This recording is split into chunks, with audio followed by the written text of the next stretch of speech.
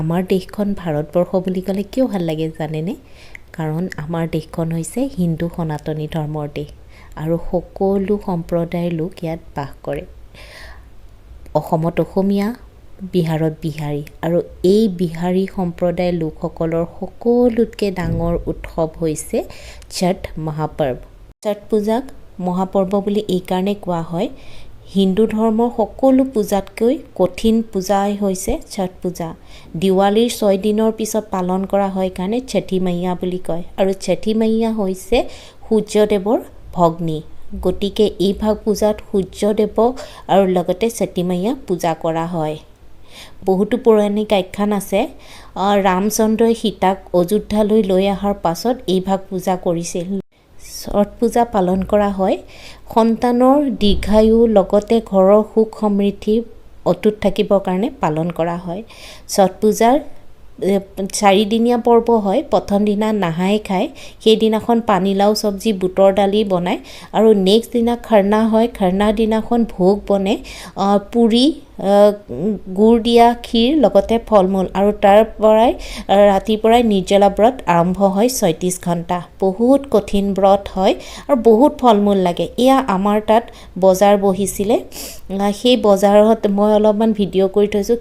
কিমান বস্তু যে লাগে, আৰু আমি বিশেষকৈ ৱেইট কৰোঁ এইটো কাৰণে সেইকেইদিনত ৰবাব টেঙা পায় আৰু ডাঙৰ ডাঙৰ টেঙা নেমু ওলায় আৰু ডলা চালনী ওলায়। গতিকে মই ছঠ পূজাৰ কাৰণে আমি বিশেষকৈ ৱেইট কৰোঁ এইখিনি বস্তুৰ কাৰণে।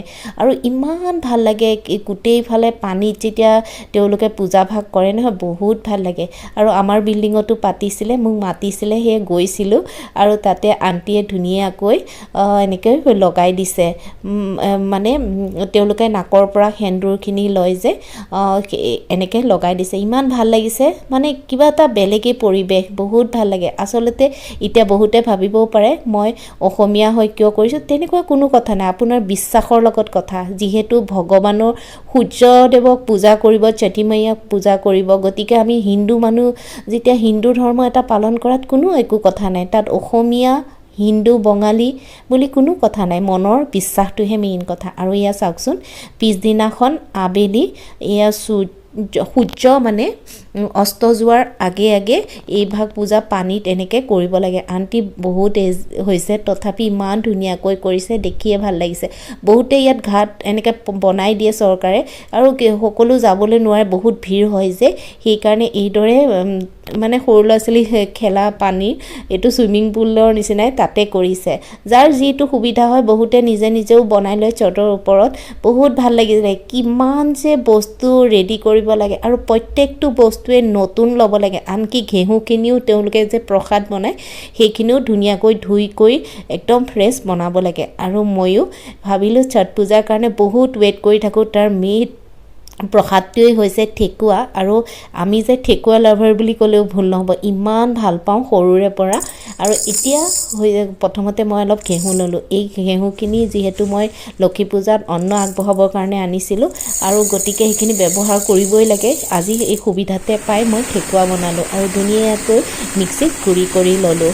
বহুতেতো এনেকৈ ঘেঁহু কিনি আনি কেইদিনমানৰ আগৰ পৰাই ঘৰ চাফা কৰি লৈ ধুনীয়াকৈ ধুই শুকুৱাই লয়। এটা কথা মন কৰিব লাগিব, ছঠ পূজাত মানে সকলো বস্তু ধুই পৰিষ্কাৰ কৰি ব্যৱহাৰ কৰিব লাগে। নতুন চৌকা বনাব লাগে, নতুন কাঁহী বাতি ল'ব লাগে, মানে পুৰণা বস্তু একোৱেই নহয়, নতুন নতুন ল'ব লাগে। সেইকাৰণে এই পূজা ভাগত বহুত খৰচো হয়।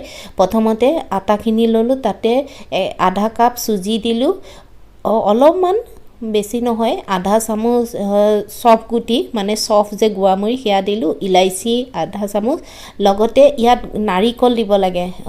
আপোনাৰ শুকান নাৰিকলৰ গুড়িও দিব পাৰে, নহ'লে ফ্ৰেছো দিব পাৰে। মোৰ তাত নাছিল কাৰণে আলমণ্ডকে গুড়ি কৰি দিলোঁ, আৰু গোটা চেনি, আৰু ভালদৰে মিক্স কৰি ল'লোঁ। মিক্স কৰি লোৱাৰ পাছত যিখিনি যে গুড় পগাই থৈছিলোঁ যে, সেই গুড়খিনি দি পেলাই ধুনীয়াকৈ আটা মাৰা দি মাৰি ল'ব লাগিব। এতিয়া গুড়খিনি অকণ মিক্স কৰাৰ পিছতে মই তাত এড কৰিম ঘি।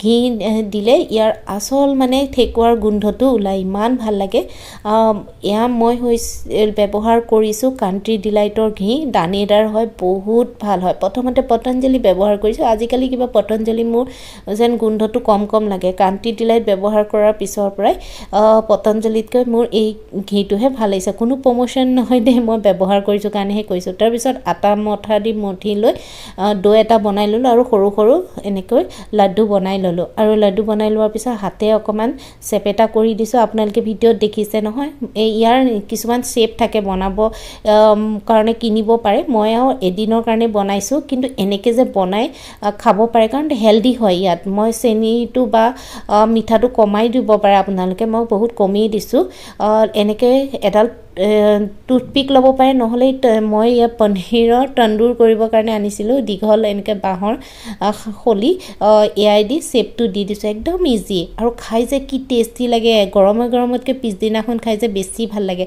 আমি যে ৱেইট কৰি থাকোঁ আমাক বহুতে দিয়ে যে ইমান ভাল পাওঁ আগতীয়াকৈ কৈ থওঁ সৰহকৈ দিবি দেই আমাক আৰু এইখিনি এইদৰে বনাই ল'লোঁ এতিয়া এটা কেৰাহী ল'ম তেওঁলোকেতো কেৰাহীটো পিতলৰে লয় মই বাৰু এনেই বনাইছোঁ আৰু সেইকাৰণে এয়া কেৰাহীকে লৈছোঁ নৰ্মেল তাত তেওঁলোকে ঘিত বনাই মই ইয়াৰ লৈছোঁ ছানফ্লাৱাৰ অইল তাতে ধুনীয়াকৈ গোটেইখিনি ভাজি ল'ম প্ৰথমতে তেলটো বহুত গৰম হোৱাকৈ লৈ অকণমান ঠাণ্ডা কৰি ল'ব তাৰপিছত ঠেকুৱাখিনি দি বেছি লৰাই থাকিব নালাগে এবাৰ দিয়াৰ পিছত নেক্সট এবাৰ উল্টাই দিব আৰু ঠেকুৱা ৰেডি হৈ যাব আৰু এইদৰে দিয়াৰ পাছত ধুনীয়া গোন্ধাই যেতিয়া ঘিত বনাই নহয় গোটেই কেম্পাছটোৱে আমোল মোলাই থাকে আৰু এয়া চাওকচোন ইমান ধুনীয়া কালাৰ হৈছে আৰু চেনিখিনিও অলপ ওলাই আছে ছট পূজাত যে ঠেকুৱাৰ লগতে তেওঁলোকে বিভিন্ন ধৰণৰ এনেকুৱা পিঠা বনাই খাবলৈ বহুত টেষ্টি হয় আপোনালোকেও ট্ৰাই কৰিব পাৰে আৰু শেষত छठी मैया हम सब पर आपका कृपा बनाए रखना माँ